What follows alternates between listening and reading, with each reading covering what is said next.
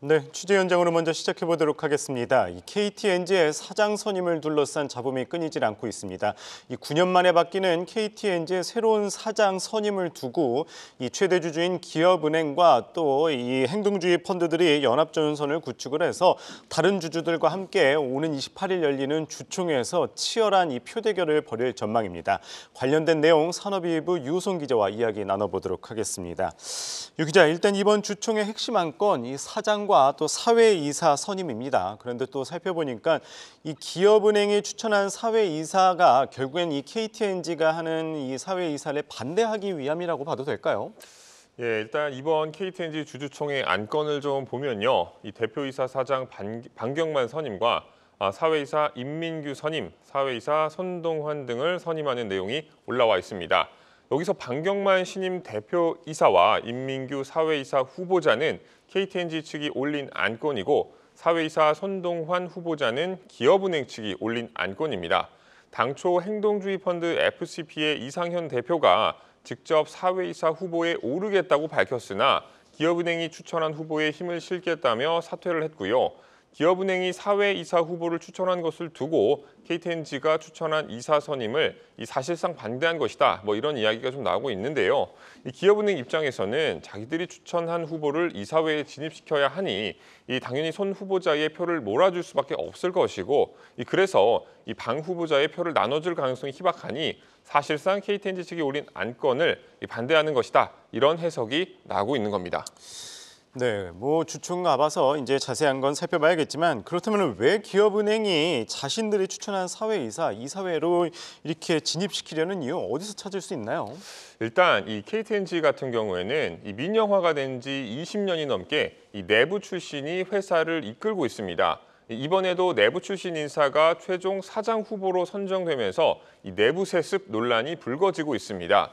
또 현 이사회가 지나치게 폐쇄적으로 운영되고 있다는 지적이 있고요.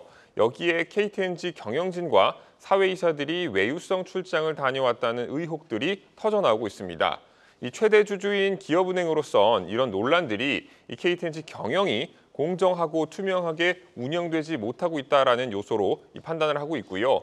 이런 경영상 불만들이 누적되면서 이사회에 자신들이 추천한 후보를 심어 최대 주주로 제 역할을 해야 한다는 그런 입장인 겁니다. 네, 결국엔 여러 이슈가 있었고 또 KTNG의 이 투명한 경영을 위해서 지금 이런 일이 벌어지는 것 같은데 과거 일을 복기해 보면은 이 무산되기는 했습니다만 지난 2018년에 이 백복인 사장 연임이 또 추총 안건에 올라왔었을 때도 이 기업은행이 사회이사를 따로 추천했었잖아요. 그러면 그때와 지금을 비교했을 때 어떤 차이점이 있는 건가요?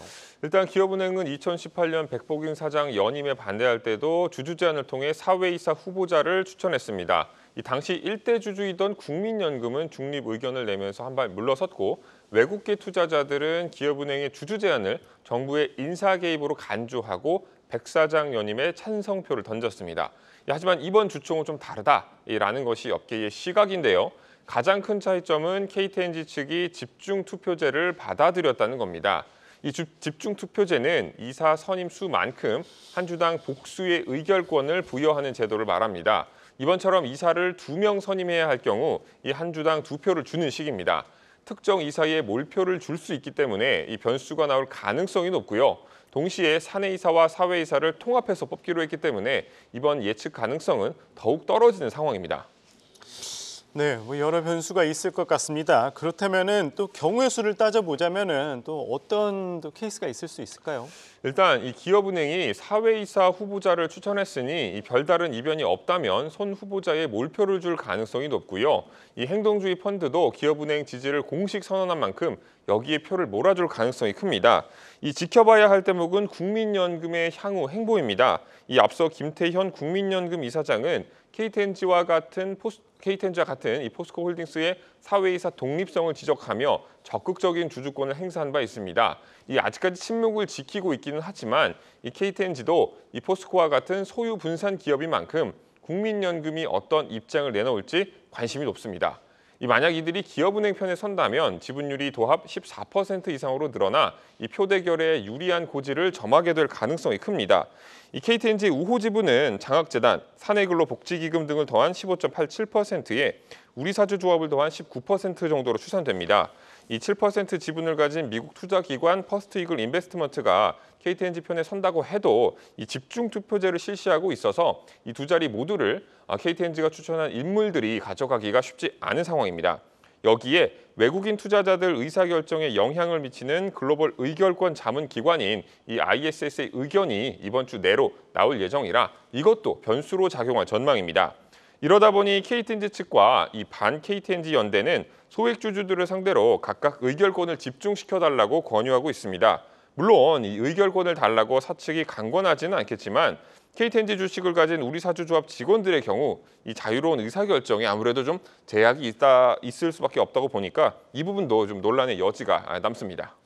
네, 9년 만에 바뀌는 또 KTNG의 새로운 수장, 오는 28일 또 주주총회가 열리는데 계속해서 또 나오는 소식 또 전해드리도록 하겠습니다. 이호선 기자였습니다. 잘 들었습니다. 계속해서 다양한 경제 이슈를 알고 싶다면 구독과 좋아요, 알림 설정 부탁드립니다. AI 캐스터 권미정이었습니다.